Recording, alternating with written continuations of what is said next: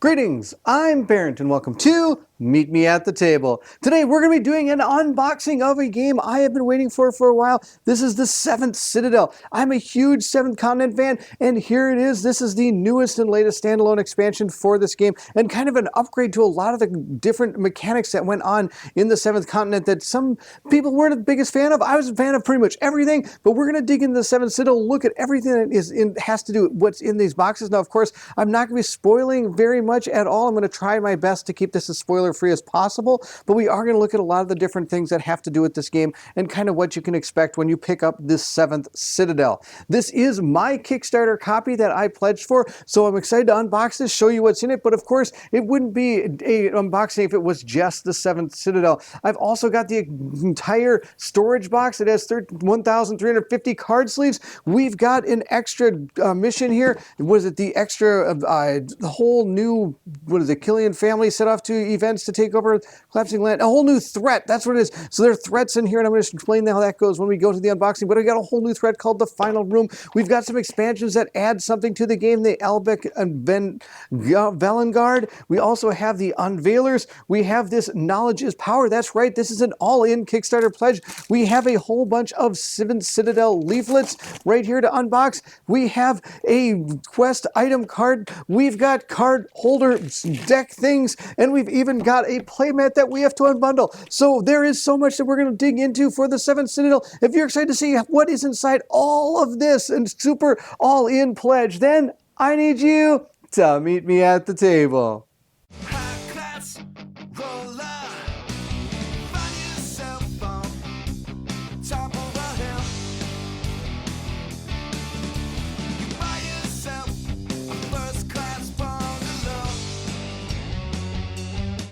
Here we have our neoprene mat of the 7th Citadel. It came in a box, which sad is a little disappointing because sometimes you get crease lines when they come in a box. They had the same issue with the 7th Continent. It came in a box and had a crease line, this one as well. But you know what, over time that will rest and hopefully fill itself out and we won't have to worry too much. Now, if you're interested in what the 7th Citadel is, it is a gigantic adventure game that you're going to be going on adventures throughout the world of the 7th Citadel and experiencing the game as you go through it. You're going to be taking characters, using action cards through an action deck, and it's a really good system. If you're interested in seeing how the core mechanics of this game is played, you can check out Canje Studios. He did a full playthrough of the very first mission in this, or I think they're called threats, in this game, so you can check that out. I'll put a link to it in the description of this video. He did a fantastic job. Please go check out Derrick over at Canje Studios. Not only the 7th Citadel, but check out the rest of the stuff. He does a fantastic job. Let's dig into this box and see what we can see for the 7th Citadel. Of course, this is for 1 to 4 players. It can be played solo. I mean, strictly solo. There's not like you have to control 2 or 3 people. You can play completely solo if you wish to. We do have this. It says, "Dear backers, this adventure, which could never have been performed without your support, is now entering its final stage. We'd like to express our gratitude with you both for the trust you placed in us, with your patience with the 7th Citadel," and so on and so forth. There's a lot of things that they're thanking. They're explaining kind of what they went through to make this possible. I'm just glad we got the game. I'm super pumped for how this game is going to turn out. This is a bookmark. There is some reading logs in this game that are part of the threat logs, or threat books, I believe is what they're called. And this is where you're going to put your bookmark so you know where you are in it. We also have our rule book here. It's not a very big rule book, and a lot of the core system is still the same from the 7th Continent if you've ever played that, either the original or Up and Away, I think is what it's called, Up and Away. But here we are. It's only about 25 pages, and it has some nice illustrations and exactly how all of this puts together. We'll have to read through this so that we can dig into this game as soon as possible. The next thing we have is going to be, I believe it's going to be the map. It's not going to be the same as the neoprene mat here. This is a map of the world, and the cool thing about this is there's going to be ways that you can interact with this map. So you get the original map of what I think the continent or the area was.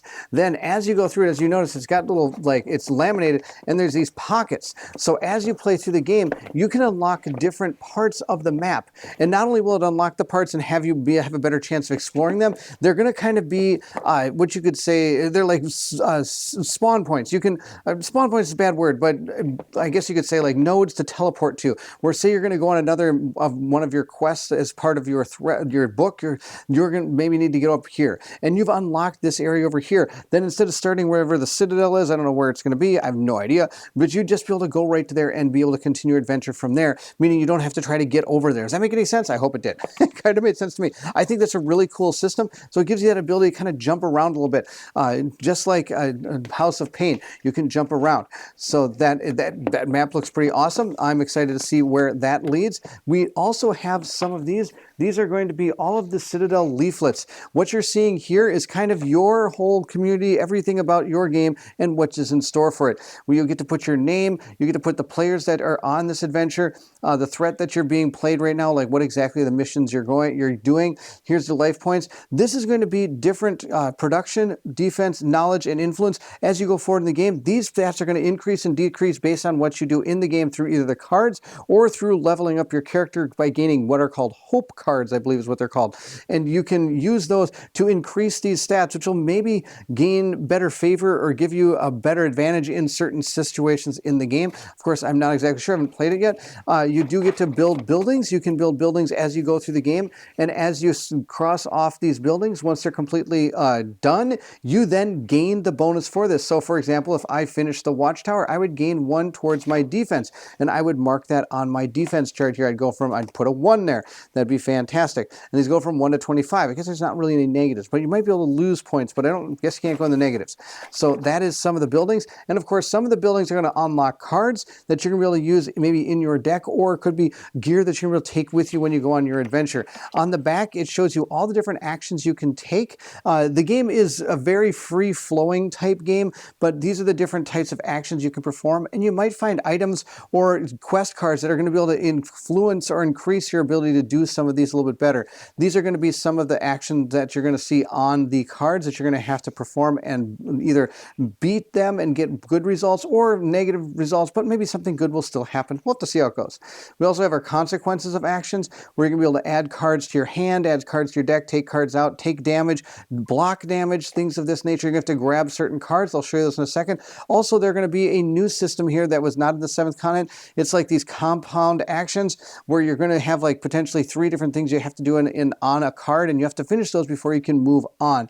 Here's the different creatures' traits. So if they have these, you have to take it. You have to look at these and figure out exactly what it is. It's not too bad. I know there's a lot on here, but once you get playing, it actually goes pretty smoothly. There's not a lot that you're going to have to worry about. On the inside of this, again, is one is the map that you can see.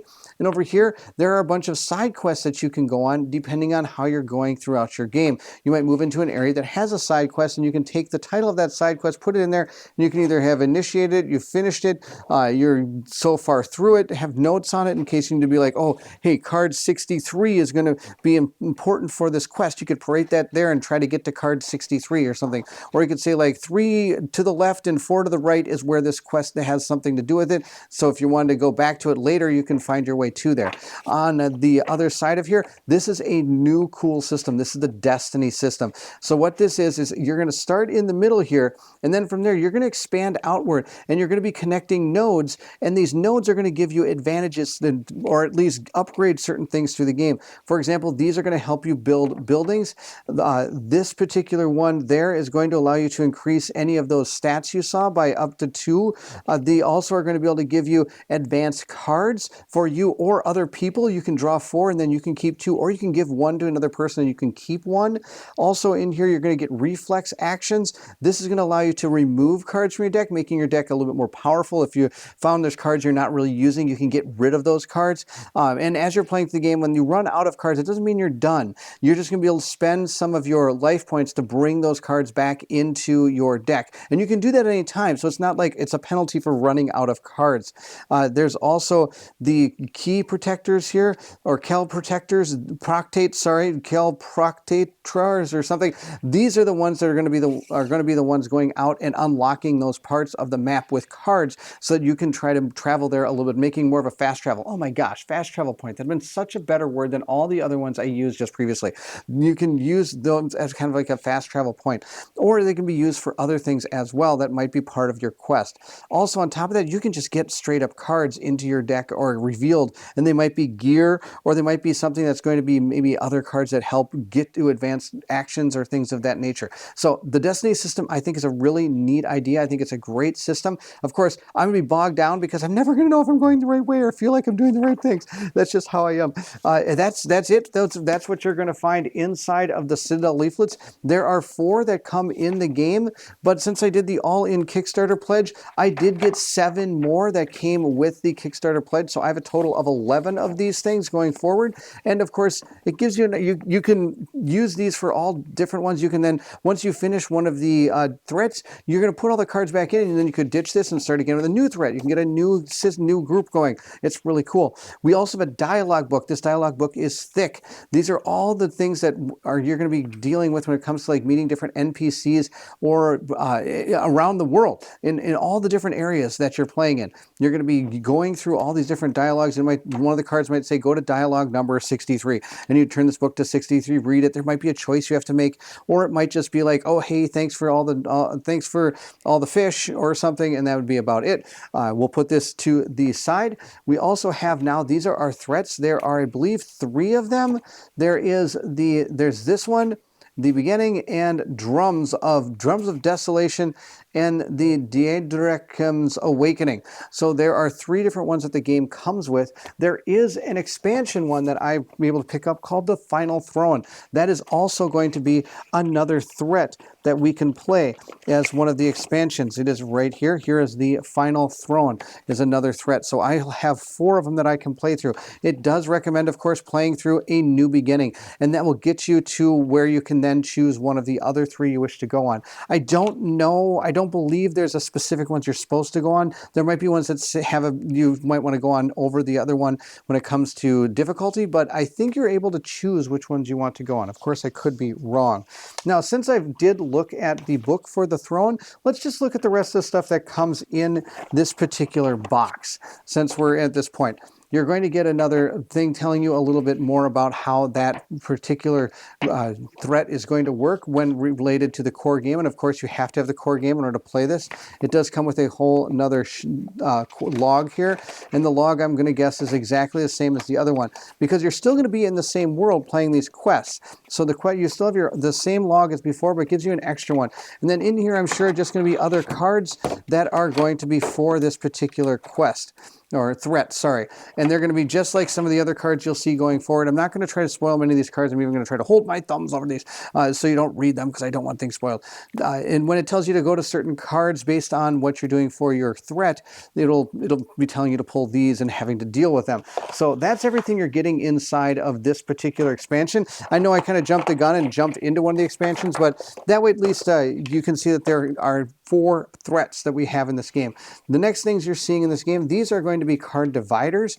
We have ones where you're going to have your characters. This is your save. So it has a really interesting save system where you kind of put all the cards back, and then you have the cards for yourself where you're going to have your action deck, your discard deck, what tile you're on, and everything. And it all just goes in one area, and when you're ready to come in back and play, you just put out all those things and you're ready to go again. It actually is a very quick and easy system when it comes to saving and loading your game.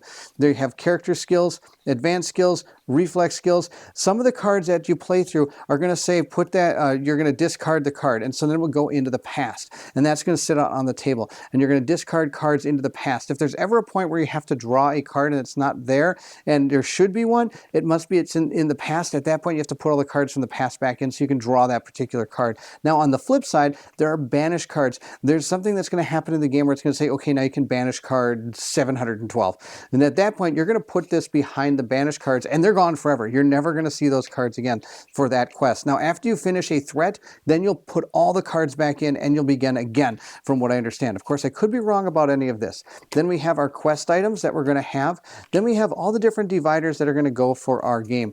We have the numbers, and we have these Roman numerals 1, 2, 3, 4, 5, 6, 7, 8, 9, and 10. Then we have all the different zeros through 50, 50 to 100, 150. So it gives you an idea of when you're reaching for a specific card, where you would find it in relation to the other cards in the box that you're reaching for. So that is one of them. What's this? The Edge of Peril. Oh, it's another expansion. Fantastic. We do have some standees that we can use for our characters. There are 4 different characters you can play at in the game, but you can use either standees or you can use the neat little miniatures that are found over here. These are one of the world's smallest miniatures. These look like something out of the Destiny's game, if anybody has that game. These miniatures look pretty much like that same size. Here is one of the miniatures right here. It's, as you can see, super small. I will not be painting that anytime soon. I tried to paint the ones from up and away, I think is what it was, and it was a pain in the butt. So I'm never going to paint these miniatures again. These are going to be your life dials. So as you decide to put cards back into your deck, you're going to take damage, or it's going to cost you some of your life. Or as you're playing, if you actually take damage from a particular card or something like a failure, or you're fighting something and it might do 2 damage, and you'd still pass and destroy it, but you might have to take some damage. You're going to be moving these up and down. And there's one for each player: red, blue, green, and yellow. Next, we have 4 dice. These dice are most of the time not rolled. They could be rolled. I, of course, haven't played. There might be cards that are going to make you roll dice. But for the most part, these dice are going to be used for tracking specific numbers on things. Most likely on some of the compound or complex actions that you're doing, it'll say that you need to put this die on a 4. And that means you need to get like 4 successes in order to go through the next part of the card. And maybe it'll allow you to move it down a couple. And then you'd be able, then maybe that goes to a 1. Now you only need to do 1 success. And then after that, the action is complete and you've completed the action. But these are mainly used to track different numbers as opposed to actually rolling them as dice. Of course, there could be cards that make you roll them, but I haven't seen it yet. We have a magnifying glass, and this is kind of important because some of the cards are going to have actual numbers there's going to be numbers on the cards themselves. So you can investigate the cards and might give you a better chance. And I might actually not need this. I just got new glasses, so I might actually be able to see the cards. So I might not need this, but this will maybe get you a little bit closer and be able to see some things a little bit clearer. All right, let's see what else we got. We also have now, there's going to be a mountain of cards. There are probably there's over 1,300 cards, I bet, in this thing, or 1,100, some astronomical number. And we have card trays for these. So as you play, you can have these all set like this, and you can be able to get what you need to out of these cards. And of course, you'll have the different dividers in there as well.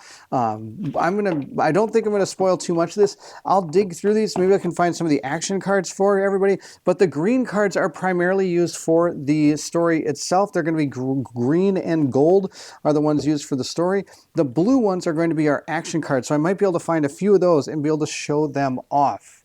Now, when you start a thread, you're going to grab your characters, you're going to grab some action cards, and you're going to decide which type of character you want to make. You can actually customize your characters a little bit, which I'll show you in a second. It's pretty awesome.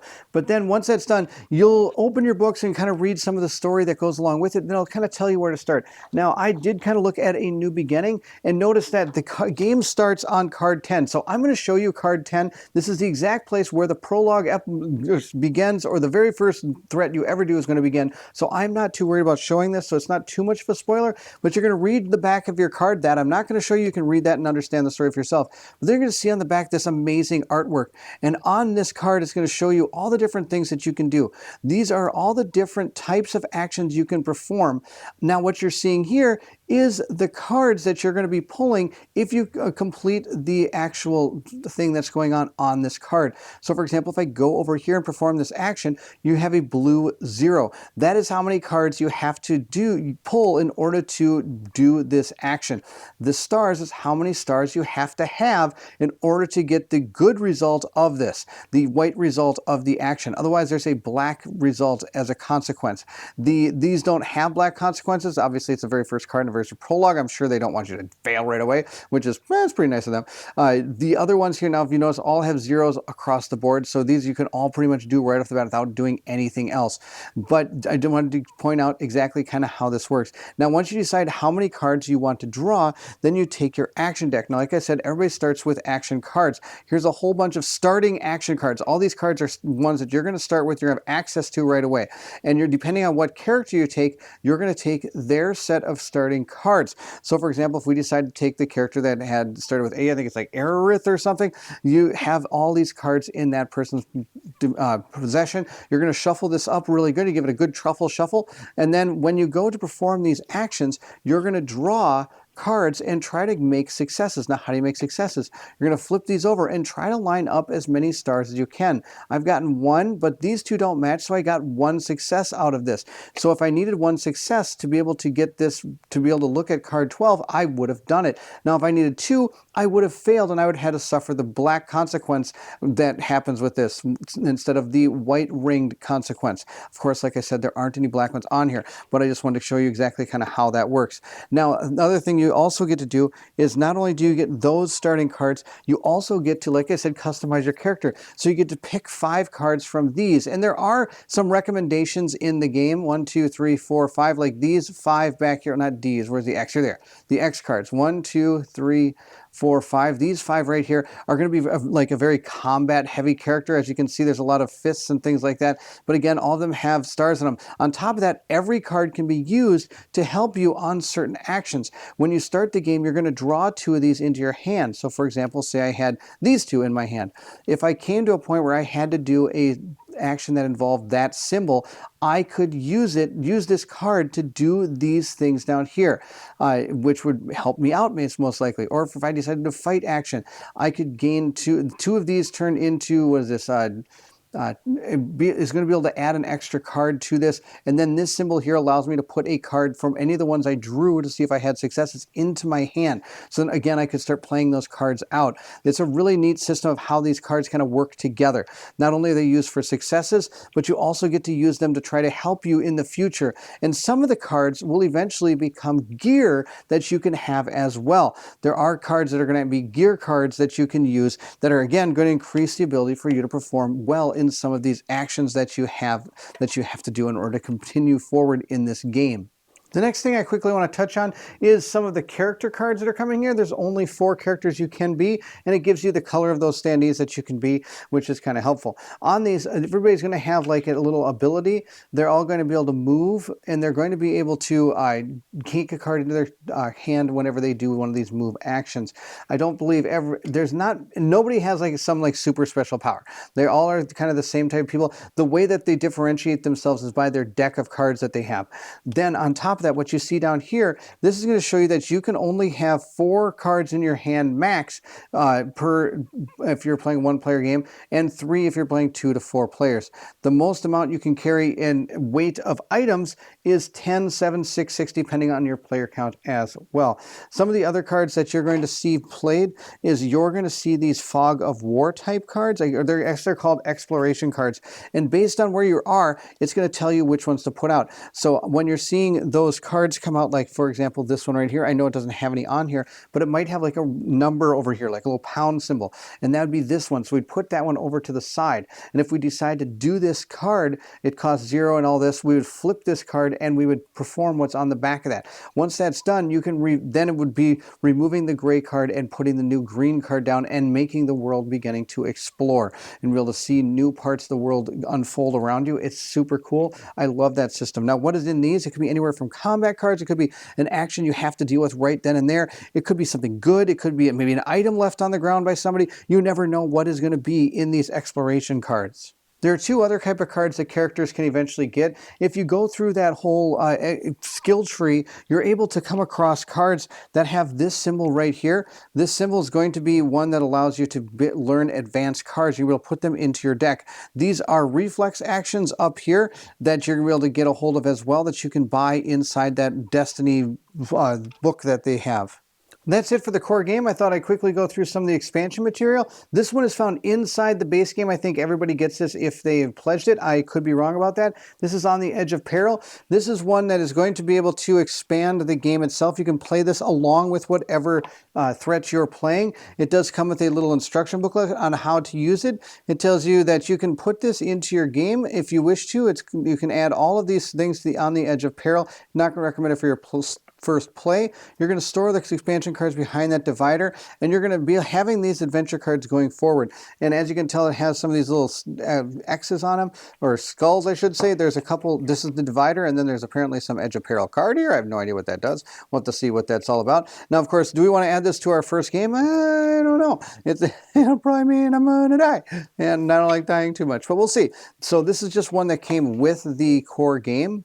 The next small little expansion is called Knowledge is Power. This again is something you can add to your core game and play it as you're playing through one of the threats, and it gives you an exact idea of how to set everything up. Apparently there is a book recounting Kel's glorious past. And it does say, just like the other one, you can prepare the expansion cards in the game box before you start the game. So you'll be able to add these to the game. Now, of course, it does say to place everything, the green ones before the gold ones. The rule of thumb whenever you're playing this game is if there's ever a card to take, you're always going to take green ones before gold ones. You'll see how that works when I do my playthrough.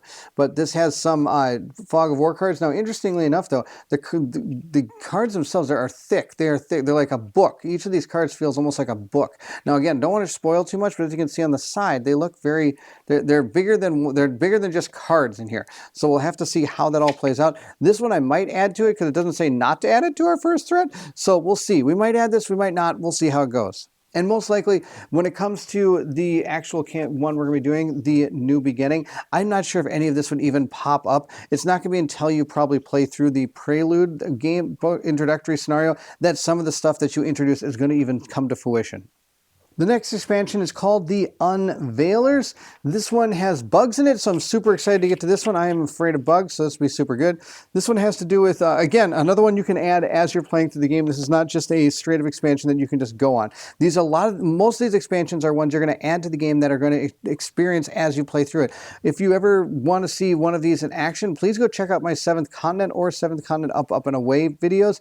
I added in a lot of the expansions that they were from the original. You can kind of see how expansions work. There was a whole weather system that kind of worked with it. There's also these like underground worms that were another expansion added to it that did actually enter into the game and made that actually I experienced and had to deal with, which was kind of cool. So I'm sure these are all very similar. It does say on the back here, same thing, prepare the expansion cards the same way, put them in there. And then, so a lot of the way these are, it does come with miniatures, which is pretty awesome, but it has some standees and it has these particular miniatures that are going to eventually pop out, I'm sure. This is going to be how you're going to place them out onto the board. You're going to have them out there and they're going to probably affect you as you're on those particular tile cards.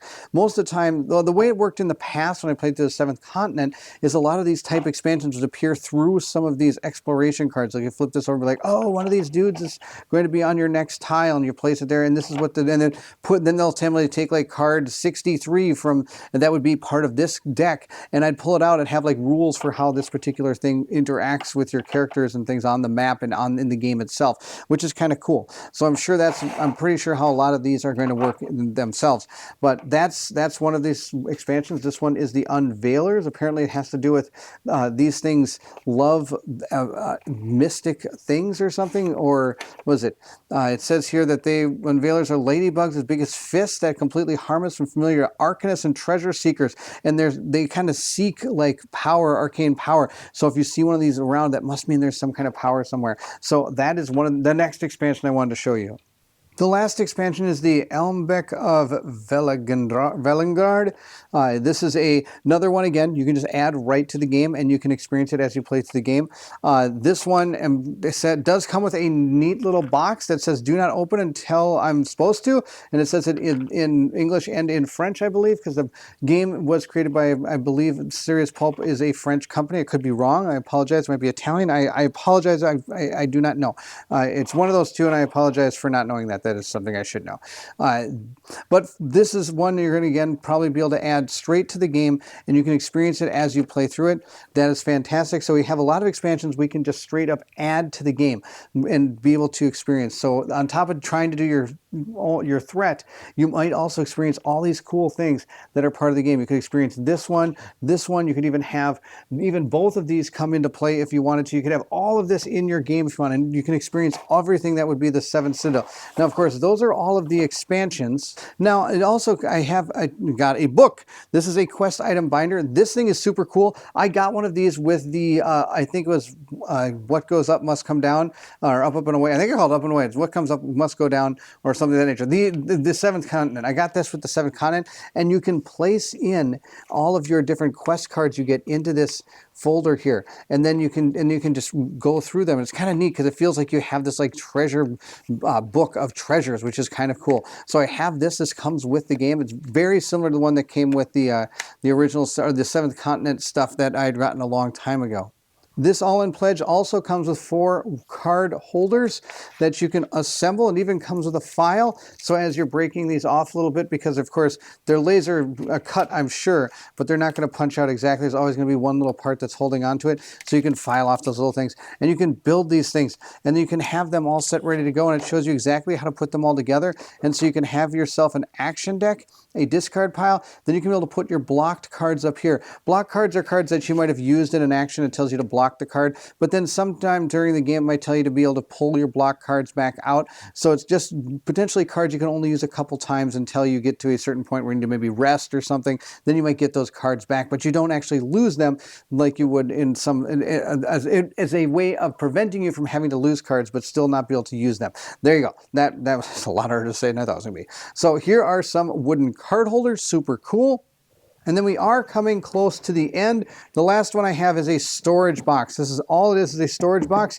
And the storage box is filled with all 1,350 card sleeves for this game. They are all the card sleeves you're going to need in order for this game. And then it comes with extra trays, because once you sleeve all those cards, I guarantee you they're not going to fit in that box. I also am going to go out on a limb and say that it also comes with one of these that, I don't know why you need another one of these, but I got another one. I'm going to go out on a limb to say that this will hold everything, including all the expansions. I don't see why it won't. The other 7th continent game I had does hold all of them, even the miniatures. Like some of the miniatures I would even just kind of stick down here. They might not be designed to hold everything, but I'm just going to bank on it and say that I'm guaranteeing that most of this stuff will all be able to fit into both of these boxes once it's all put together, and you get everything sleeved, and you get everything punched out and ready to go. It has to. I would be so sad if not everything fits in all these boxes. But I believe that is it. That is everything I've got for the 7th Citadel. That is a complete all-in pledge from Serious Pulp. One of my favorite games is the 7th Continent, and now I get to dig into the 7th Citadel. This will be coming to the channel very, very soon. We'll be playing through that original prelude introductory quest called A New Beginning. That is going to be the plan, coming up really soon. I hope you enjoyed the unboxing. If you did, don't forget to like, subscribe, and hit that bell symbol so you know when more content comes out, including the 7th Citadel. Also, on top of that, please feel free to leave anything in the comments below. I would love to hear from everyone. Meet Me at the Table is a channel that both Colin and I do many different things on. We do unboxings, playthroughs. We even do live playthroughs every Tuesday, and I even try to do some painting videos at least once a week if I get a chance to. Now, I'm not going to be painting up these miniatures. They're way too small, but please come and check out some of my other painting videos with me. You can chat along with us as we paint miniatures up for some of the upcoming games we're doing. At the time of this recording, Colin and I are just finishing up playing through Distant Skies live, and we're going to be moving into Primal. But 7th Citadel is another game that we are planning to play live together. We're going to experience one whole big threat. I think it'll be fantastic to take on one of these. Maybe the crown, the final crown. Probably not the final crown. Throne. I mean, sorry, final throne. Probably not that one first, because it's the final one. So there you go. That is the 7th Citadel. If you're interested in supporting the channel, please feel free to check out the Patreon. The link to that is also found in the description of this video. Those that have joined the Patreon are shown here on the screen. Thank you so much for your patronage. It does mean the world to me. Our Patreon supporters do get some perks. The first one is all of our playthroughs that Colin and I play through, all of our playthroughs we play through, wow, I said that twice, are going to be able to be viewed by our Patreon supporters first without commercial interruptions, and then later they'll go live usually about a day or two ahead of time. And on top of that, they also get a say in how some of these campaign games progress. I will probably let them choose which character we play as we play through the 7th Citadel, and moving forward, I may have them help me decide how to go through our Tree of Destiny. I'll tell them how many hope we have and what we should maybe should be striving towards with our characters. That'll be something that helps the Patreon supporters have a say in how these games develop as we go forward. So there you have it. That is the full Kickstarter unboxing of the 7 Citadel. If you're excited to see more 7 Citadel or anything else Colin and I have coming up, then I need you to meet me at the table.